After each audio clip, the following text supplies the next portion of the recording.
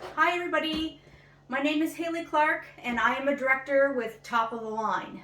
I'm coming at you today because I want to talk about the awesome stack cooker.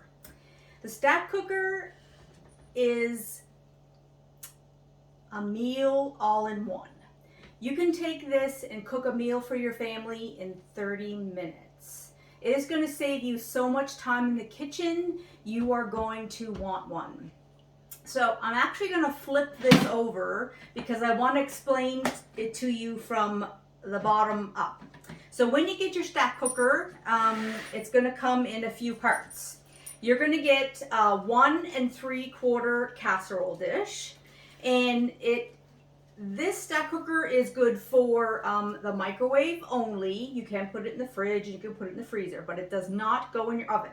This is strictly for microwave cooking. So it has rounded edges and it has like a little, I call them little feet, for even cooking in the microwave. So this is a 1 3/4 casserole dish. It's going to come with a 3/4 casserole dish. It's going to come with a colander, and I'll explain what this is great for in just a moment. And it's also going to come with a 3/4 casserole dish, or it can be used as a lid. It's going to come with a cone, and I will explain what we're going to use this for. And it also comes with 2 seals. So, the idea of the stack cooker is exactly as it sounds. You can stack cook. So picture this, you're coming home, it's late, and you need to get supper on the table for everybody in a hurry. So we're going to have a stir fry tonight. So what you're going to do with your stack cooker is your grains and all that kind of stuff goes in the bottom. So we can actually cook rice in the bottom. You're going to cook rice just as you normally would, just follow the directions on the package. So you would put your rice and your water in the bottom. And then what you can do is take the next casserole dish, and we can take some cut up chicken. It can even be frozen if you want it, but we could take some pieces of cut up chicken, and you could put some prepared sauce that you have from the cupboard, honey garlic or sweet and sour sauce, and you could put that right on top of there. And you could take the next 3/4 casserole dish, and you can put some frozen veggies on there. Now, you can put that right in your microwave like that, and you can have a meal ready, depending on the wattage of your microwave, in less than 30 minutes. It's going to depend on your microwave how long that's going to take to cook, but in mine, it would take about 20 minutes for the rice and everything to cook through. How awesome is that? All in one dish, you have supper made. So, some other great features with this is you could take this 1 3/4 and have pasta and ground beef pasta in a bowl. All in one dish, everything all in the pot, all in one. Put your lid on and you're good to go. Another great thing you can do with a stack cooker, you can put ground beef, and this is an awesome stack cooker. You can cook in your oven or your stove. It's going to take you about 40 minutes. It's going to take you less time in this, and it's all in one pan. You can take your ground beef, put it in your colander, and then put it in your largest casserole dish. Put the top on just to save some splatter. I do this for my grandson. Cook the ground beef, say 6 minutes if it's not frozen. And then everything drains out of the ground beef into the bottom, all of the grease and all of the yuckiness. So it's healthier. And then I just take a spoon, not a knife or anything because you don't want to scratch up your stack cooker, and break it all up, and it's all ready for you. You could make your Big Mac salad, you can make your tacos, you can make anything like that. The other thing, there's so many things you can do with this. The other thing, in comes the cone. The other thing that we can do with this hamburger, meatloaf. You can make meatloaf. You put the cone in the center, you make your meatloaf blend, and you place it around, you put it in your microwave. Remember, less than 30 minutes depending on your microwave wattage. And then you probably want to put on the top to save some splatter. And there you go. And then when you're done, if you want to save it, you can just put on the top and put it in your fridge. Now, if you're cooking meat or anything like that, everything in the microwave is kind of the same as far as around the edge is going to cook faster. So you're going to want to put things in the center or make sure the meat is cut in the same size pieces. So that's a thing with anything. So with the stack cooker, that is going to be the same. The seals are not microwave safe, so we're never going to want to put those in the microwave. I love this for a lot of things. You can even take frozen meatballs, put some sauce on them, put them in the microwave, and it's all set. You can cook potatoes in here. You can cook macaroni in here. So many things you can do with a stack cooker. But guess what? I can cook cake in here in 8 minutes. We put the cone in. You can just take a cake mix if you want and put it in here, and in 8 minutes, no cover, no anything, you can have a cake. I can cook Rice Krispie squares. You don't have to stand over the stove anymore and stir those marshmallows so they don't stick to the pan. You can make them in here, so easy. Stick it all in, put it in the microwave, and they're done.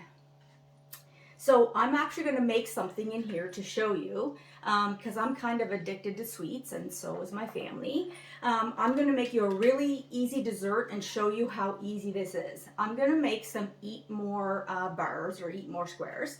And now I'm sure everybody knows what these are, but in case you don't, and there's many ways to make them, but this is kind of my favorite.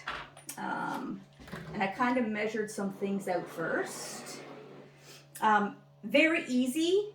This is 1 cup of corn syrup. You can use light or dark, but I always use dark. So we're just going to pour that in the 1 3/4 casserole dish. And when you get your stack cooker, you need to join the Tupperware Facebook group. There are so many recipes. I just was shocked. You will never get through all of those recipes. There's so many things you can do with this stack cooker. And it's great, again, for people who have families and just need something quick done during an evening. And of course, I'm using our spatula to get all of the corn syrup out of our measuring cups. Okay, so 1 cup of corn syrup. I'm going to do 1/2 cup of peanut butter, and any kind that you want. We use the nice whipped peanut butter because it's extra creamy. Love that creamy stuff. And of course, we can get all the peanut butter there because our spatulas are awesome. And then I'm going to use 2 cups of chocolate chips. And what I like to do, instead of just throwing it all in and letting it go, I like to stir it up a bit, and that way, again, everything's even. There's not just a clump of something in the center to get too hot and burn. So I like to stir it up. And then once that's done, depending, again, on your microwave. Now, the stack cooker says it can take high temperature on your microwave, but with microwaves being so different, like the high power on my microwave is 1100 watts. Is that what it is? Watts? Yeah. So I'm not sure what somebody else's maybe 1200. So you might have to adjust here and there. So I let mine go at 1100. I just watched the time. So I put this on for 4 minutes, but I take it out at about 3. And it's perfect for me. If you let it go too long, the bar's not as chewy, and you want it chewy. So I'm going to show you right here. There's what it looks like. And I'm gonna stick it in just like that into the microwave. I'm gonna hit 4 minutes.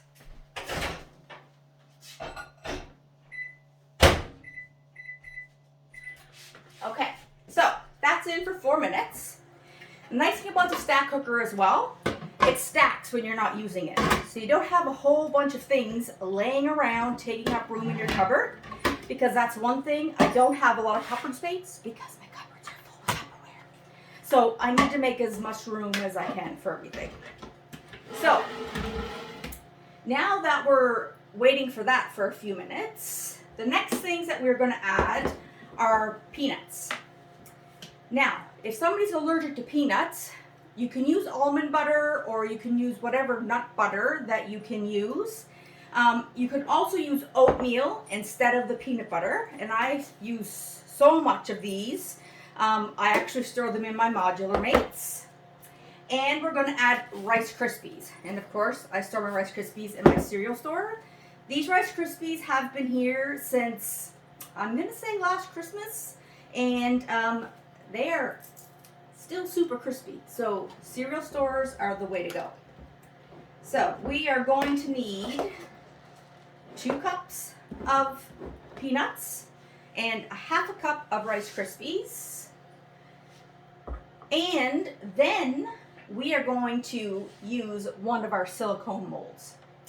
Now, if you don't have a silicone mold, you have to invest in these.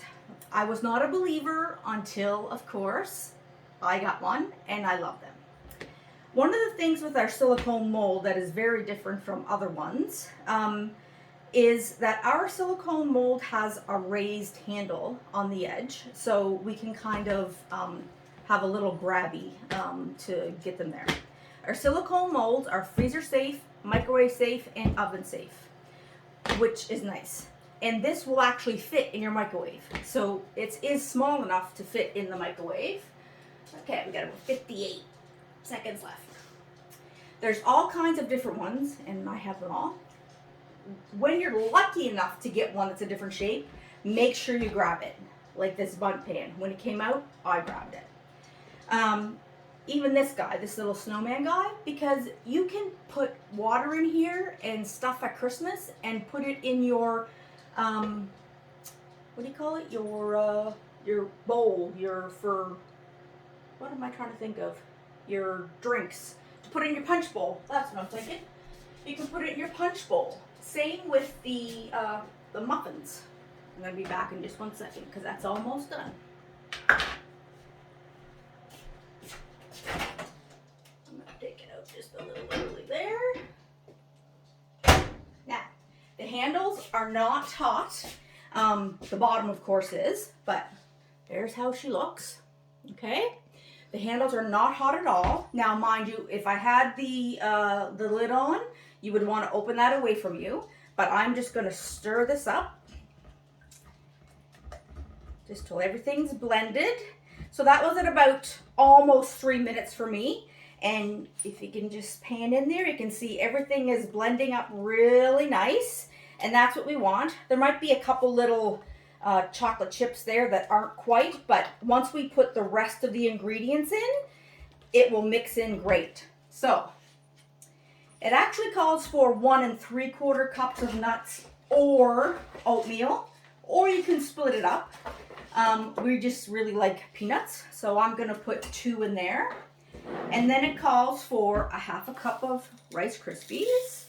And I just kind of, if it overflows a bit, it's not the end of the world, right? So there's that.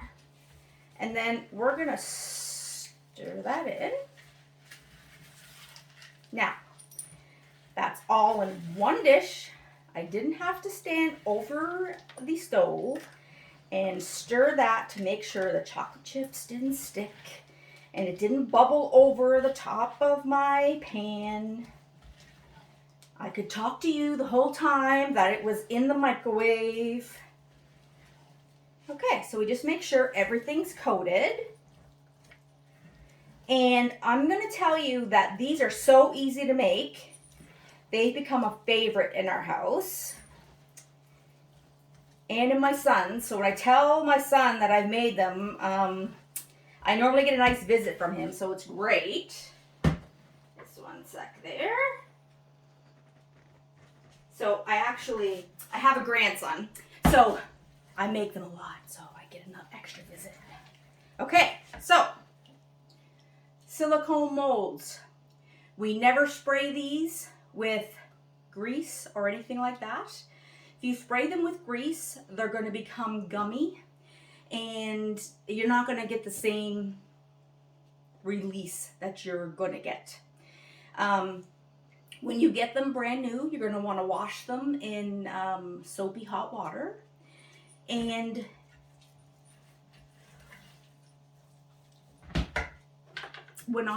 after I use mine, I do the same. You can put them in the dishwasher. I like to wash mine in hot soapy water the same way. And what I do is, when I'm done, instead of letting them air dry, I take a piece of paper towel and I dry them with the paper towel to make sure they're nice and dry. And then that way there's no like leftover water to sit and dry and all that kind of stuff. So that's what I do with those. But make sure you do not put any spray or anything like that. It does not need it. Now, when you're dealing with this kind of mold and you're doing either cupcakes or you're doing your muffins, when you take them out of the oven, you're going to want to put them on a pan to make them a little more stable. But when you take them out, you're going to want to let them sit at least 5 minutes, maybe 10. And then you're just going to easily like pull on the edges, just to kind of get them loosened from around the muffin or the cupcake.